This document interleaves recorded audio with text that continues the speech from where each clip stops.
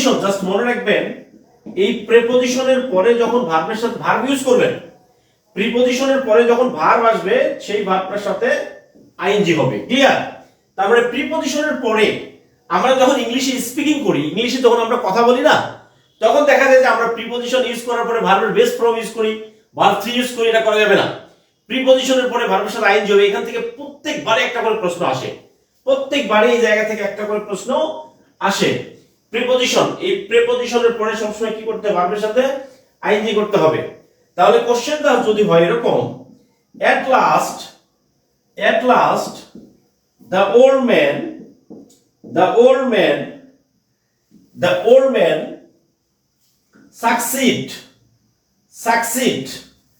man succeed in on foot, on foot. At first the old man succeed in on foot. তাহলে এখানে হচ্ছে walk মানে কি হাঁটা না, ওয়াকিং। বি নাম্বারটা হচ্ছে টু ওয়াক, ঠিক আছে। সি নাম্বারটা হচ্ছে ওয়াকড।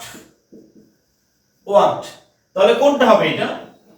এই তিনটা অপশনের মধ্যে কোনটা? এট লাস্ট মানে অবশেষে, at last the old man, বৃদ্ধ লোকটি, সাকসিড সফল হলো, ওয়াকিং অন ফুট।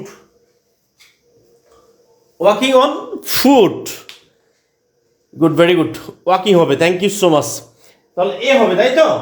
তাহলে প্রিপজিশন যদি দেখেন যে প্রিপজিশনের পরে যখন আমি ভার্ব ইউজ করব, এইটা ফ্রি হ্যান্ড রাইটিং হোক, ইংলিশ স্পিকিং হোক, কিন্তু গ্রামাটিক্যাল কারেকশন হোক, সব জায়গায় কি করতে হবে? এটা সব প্রিপজিশন ভার্বের সাথে কি করতে হবে? আইএনজি করে দিতে হবে। কেমন?